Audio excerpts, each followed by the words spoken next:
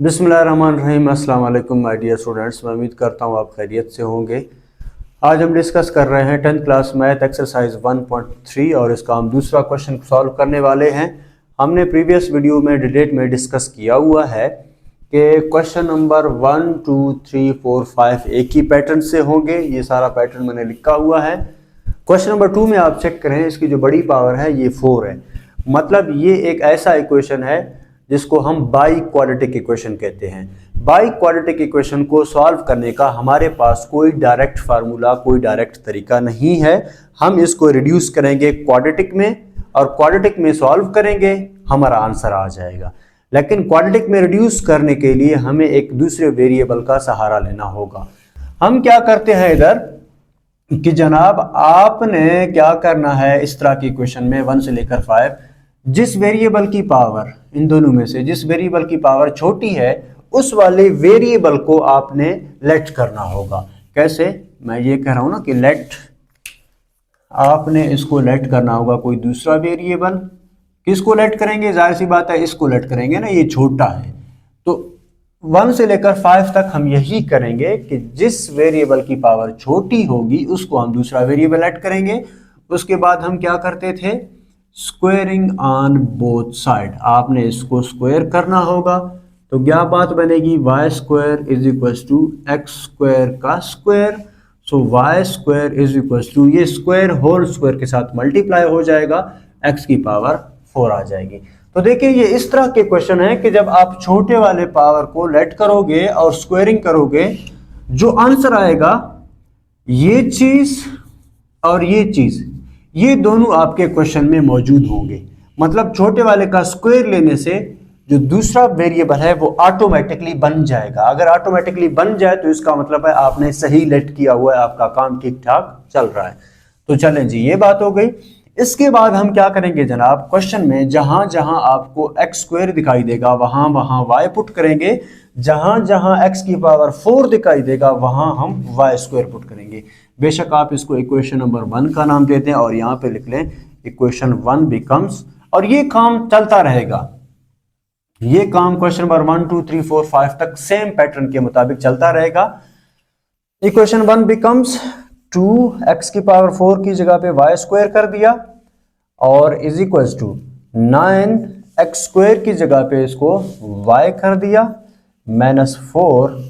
और अब आप चेक करें, देखते देखते आपका जो इक्वेशन है वो क्वाड्रेटिक में रिड्यूस हो गया। बेशक वेरिएबल चेंज हो गया लेकिन क्वाड्रेटिक में रिड्यूस हो गया। अब जब क्वाड्रेटिक में रिड्यूस हो गया, अब तो हमारे पास कोई मसला, हमारे लिए कोई मसला नहीं है क्योंकि हम क्वाड्रेटिक इक्वेशन को सॉल्व कर सकते हैं। तो चलें थोड़ा सा इसको स्टैंडर्ड फॉर्म बनाते हैं। स्टैंडर्ड फॉर्म क्वाड्रेटिक इक्वेशन की ये होती है ना कि एक्स स्क्वायर वाली टर्म होनी चाहिए, फिर एक्स वाली टर्म होनी चाहिए, फिर कांस्टेंट टर्म पर इज इक्वल टू 0। तो इस केस में y है, मतलब पहले वाई स्क्वायर फिर y फिर कांस्टेंट टर्म पर इज इक्वल टू 0। तो इन दोनों को उठा के मुझे इधर शिफ्ट करना होगा। 2y स्क्वायर -9y, ये प्लस का 4 है इस तरफ, सॉरी माइनस का 4 है, इस साइड पे आके प्लस का 4 हो जाएगा, इज इक्वल टू 0 बन जाएगा। अब आप चेक करें ये स्टैंडर्ड फॉर्म है। क्वाड्रेटिक इक्वेशन को हम मोस्टली फैक्टराइजेशन से सॉल्व करते हैं। अगर फैक्टराइजेशन नहीं हो रहा तो फिर हम उस पर क्वाड्रेटिक फार्मूला लगा लेते हैं। तो चेक करें, इसको फैक्टराइज करने की कोशिश करते हैं। 4 2s are 8, इसके 2 हिस्से बनाने हैं, प्लस माइनस करो यही आ जाए, मल्टीप्लाई करो तो 8 आ जाए। तो क्या बात बनती है, देखें 2y स्क्वायर, इसको मैं ऐसे लिख सकता हूं ना जी कि -8y -y plus 4 is equal to 0। देखें -8y -9y बन जाएंगे और -8 मल्टीप्लाइड बाय -1 तो वो 8 बन जाएगा। तो इस तरह से हमारी फैक्टराइजेशन हो गई। आप चेक करें, आपने फिर पेयर बनाने हैं, इन दोनों में से कॉमन लेना होगा। 2 भी कॉमन है, y भी कॉमन है और यहाँ से रह जाता है y, यहाँ से रह जाता है माइनस, यहाँ से रह जाता है 4। इन दोनों में से कुछ भी कॉमन नहीं है तो -1 कॉमन आ जाएगा और ये माइनस ये प्लस है तो माइनस का हो जाएगा, क्योंकि आपने नेगेटिव बाहर कॉमन लिया हुआ है तो प्लस माइनस हो जाएगा और 4 एज इट इज आ जाएगा। मैं उम्मीद करता हूँ आप फैक्टराइजेशन में एक्सपर्ट हो चुके होंगे। यहां से आगे फिर y -4 कॉमन बचता हमारे पास क्या है, 2y -1 इज इक्वल टू 0। यहां से आगे फिर आप 2 खानियां स्टार्ट करेंगे। एक है जी y -4 अलग 0 के बराबर, और 2y माइनस 1 अलग 0 के बराबर। सो y इज इक्वल्स टू 4 आ जाएगा। और बेशक आप कर देना इस तरह की 2y, ये माइनस का 1 है, इस साइड पे आके प्लस का 1 हो गया। y is equals to 2 multiply हो रहा है, इस साइड पे आके डिवाइड हो गया। तो देखें हमारा जो आंसर आ गया इधर तक वो y में आ गया, लेकिन मेरा जो क्वेश्चन है वो तो x वेरिएबल में है। मुझे y में तो आंसर नहीं चाहिए, मुझे तो x में आंसर चाहिए।